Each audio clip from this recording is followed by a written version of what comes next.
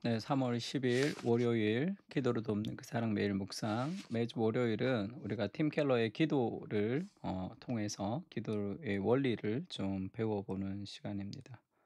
오늘은 이제 그 파트 두 번째 파트죠. 두 번째 파트에 이제 understanding prayer, 그러니까 기도를 이해하는 거죠. 기도가 무엇인지에 대해서 이제 이해하는 겁니다. 그러니까 기도를 분별하다 뭐 이렇게 번역을 했는데, 그리고 제목이 "기도라고 다 같은 것은 아니다." 이렇게 번역을 했는데, "What is prayer?" 기도란 무엇입니까? 기도란 무엇인가라는 것을 좀 기도를 이해하는 것에서 기도란 무엇인가를 얘기하고 있습니다.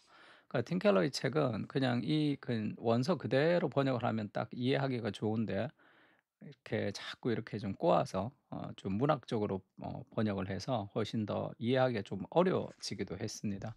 "기도란 무엇입니까?" 할 때 그 기도에 대해서 얘기하는 거죠. 정답은 기도라는 것이 신비적이며 그리고 또한 예언적이다라는 것을 지금 얘기하고 있습니다. 그러니까 mystical, 신비적인 것도 있으면서 prophetic, 그게 인제 예언적이다. 그 예언적이라는 건 성경적이라는 뜻이고, 신비적이라는 것은 하나님을 체험하는 그런 것을 얘기합니다. 그 기도란 무엇인가, 인제 기도를 정의하는 거죠. 세상에 존재하는 오만 가지 기도가 본질적으로 다를 게 없이 다 똑같은가? 그게 아니라면 그러면 참다운 기도라는 것이 무엇이고 어떻게 분별할 수 있는가 해서, 모든 사람이 다 기도를 하죠. "참호에는 무신론자가 없다." 이런 말이 있습니다. 내가 죽기 직전인데 뭐 다 기도하는 거죠. 그러니까 내가 아는 공군에 있는 조종사, 있는 군종, 그 조종사가 아니고 군종병, 이 공수부대 군종병은 그 첫 낙하, 이제 공수부대가 인제 낙하산 훈련하잖아요. 그리고 첫 번째 훈련을 할 때는 그 인제 군종병이 먼저 올라갑니다. 그래서 복음을 전하고 예수님을 영접시키고 군종병이 먼저 낙하산 타고 떨어지고, 그다음에 인제 낙하를 하는데, 처음 낙하할 때 있죠. 병사들이 훈련하고 처음 낙하할 때 그 헬기 위에서 복음을 전하고 예수님을 영접하라 그러면 다 한대요. 한 사람도 빠지지 않고 지금까지 다 했답니다. 내가 인제 언제 죽을지 모르니까, 또 무서우니까 다 인제 그 예수님 영접한다 그러더라고요. 그러니까 인간이라는 존재가 참호에는 무신론자가 없는 거죠. 그렇게 연약한 존재다. 기도는 범세계적인 현상이고, 이 신학자 칼 바르트라는 사람이 있습니다. 이 사람은 그것은 하나님을 향한 불치의 향수병이 인간 안에 있다. 그래서 기도는 인간의 본능이다 이렇게 얘기합니다. 근데 이런 본능적인 기도가 그러면 성경적인 기도라고 할 수 있는가? 그러니까 그렇지가 않은 거죠, 기도에는. 그래서 인제 다채로운 기도의 유형들이 이제 쭉 나오는데, 기도가 이런 것이다, 이런 것이다, 그 다양하게 나온단 말이에요. 그 다양한 기도에 대한 정의가 있지만 대부분은 기도가 한 두 가지 정도로 나누는데, 그 미스티칼, 그거는 이 밖으로 향하는 거, 프로페틱, 그다음에 예언적인가, 이 두 가지를 인제 사람들이 얘기하는데, 명상하고 깊이 자기를 돌아보면서 그 신비적인 기도, 그 자기 내면을 돌아보는 그런 신비적인 기도, 이제 묵상 기도 같은 관상 기도 뭐 이렇게 해서 그 깊이 들어가는 거 있죠.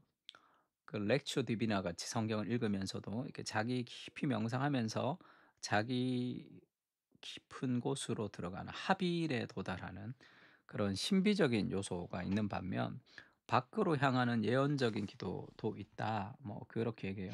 그 신비적인 기도보다 예언적인 기도가 더 낫다. 뭐 이렇게 얘기하기도 하고, 또 어떤 사람은 신비적인 기도가 더 낫다 이렇게도 얘기합니다.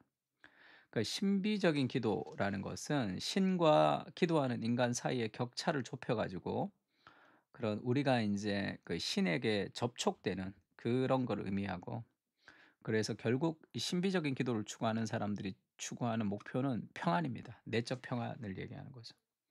그러니까 명상에 들어가서 그렇게 인제 내적 평안을 좀 깊이 돌아보는 것이, 그게 내재적이고 신비적인 기도라고 할 수 있습니다. 그러면 이 예언적인 기도라는 것은, 그거는 하나님께 나아가는 거죠. 그 내면이 아니라 밖을 향해서 나아가고 하나님 향해서 그걸 분출하는 거죠. 하나님의 역사를 이루어내기 위해서 기도하는 걸 얘기합니다. 그러니까 신비적인 기도가 자신과 신 사이의 경계를 허무는 쪽에 향한다면, 예언적인 기도는 자신과 영광스러운 하나님의 차이를 더욱 뼈저리게 실감하는 방향으로 데려간다. 뭐 그렇게 얘기하고 있습니다. 근데 인제 어떤 게 더 옳은가 동양의 어떤 신비적인 그런 기도도 있고 그다음에 인제 또 예언적인 기도도 있는데 둘 다 필요하다는 거죠, 기도 안에는. 이게 하나로 이루어져야 된다, 기도할 때는. 그러면서 지금 팀 켈러가 조나단 에드워즈의 글을 인용합니다. 조나단 에드워즈가 한 번은 1737 년쯤이었대요. 옛날이죠.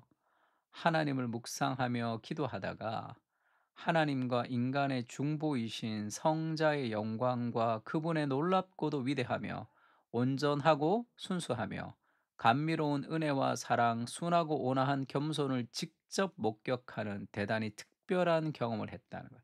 하나님의 말씀을 묵상하면서 기도하는 거, 이게 예언적 기도라고 할 수 있겠죠. 그런데 그 말씀을 묵상하며 기도하다가 그리스도의 성품을 깊이 경험해서 아주 특별한 체험을 해 버렸다. 이 신비적인 거죠. 그러니까 그리스도의 성품이 이루다 말할 수 없을 만큼 뚜렷하게 드러났다. 얼마나 탁월한지 다른 생각과 개념들을 모조리 집어삼키고도 남을 정도였다. 찬송가 보면 세상과 나는 간 곳 없고 구속한 주만 보이도다, 그런 찬양이 있죠. 그렇게 그리스도와 자기만 있는 것 같은 다른 모든 개념들이 다 사로잡히는 그런 어떤 체험을 한 거예요. 가늠컨대 1시간 남짓 계속 그랬던 것 같다. 눈물을 펑펑 쏟으며 큰 소리로 엉엉 울기를 얼마나 오래 했는지 모른다.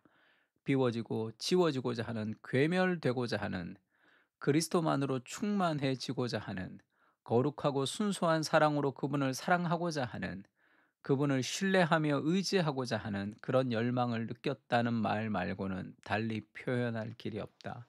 하나님 말씀을 묵상하면서 그렇게 건강하게 기도했는데 그 말씀이 우리 마음 가운데 깊이 들어오면서 어떤 신비적인 종교에서 기도하듯이 그 말씀이 우리를 깊이 체험 가운데로 이렇게 확 인도하는 그것을 지금 경험한 거죠.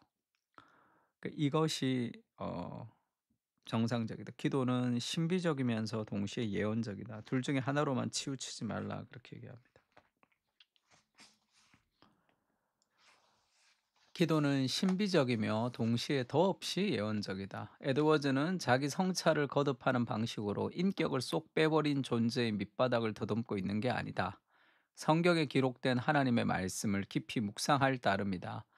그 열매는 침묵 속의 평안에 그치지 않는다. 에드워즈는 말씀과 그 말씀이 가르치는 본체의 어마어마한 권능에 완전히 사로잡혔다. 이 오타가 이렇게 많네. 사려잡혔다.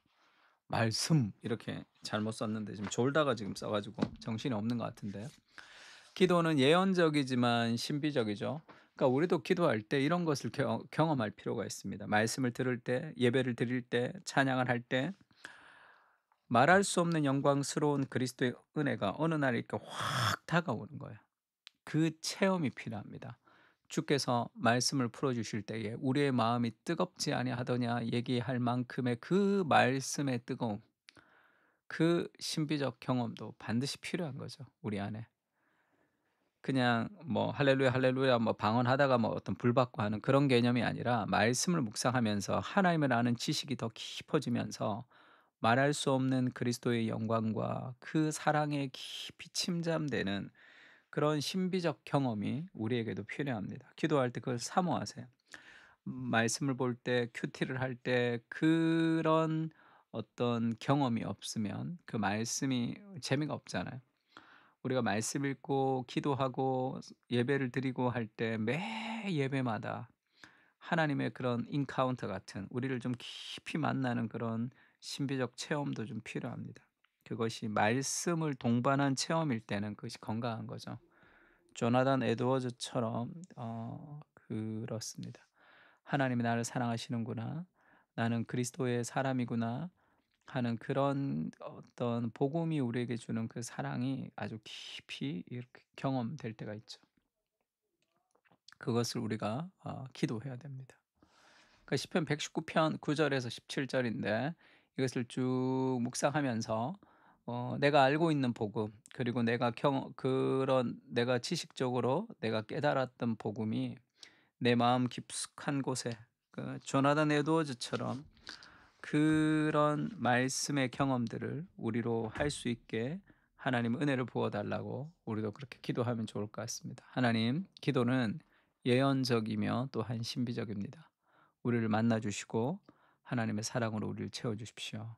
그렇게 시편을 가지고 함께 기도했으면 좋겠습니다. 기도하겠습니다.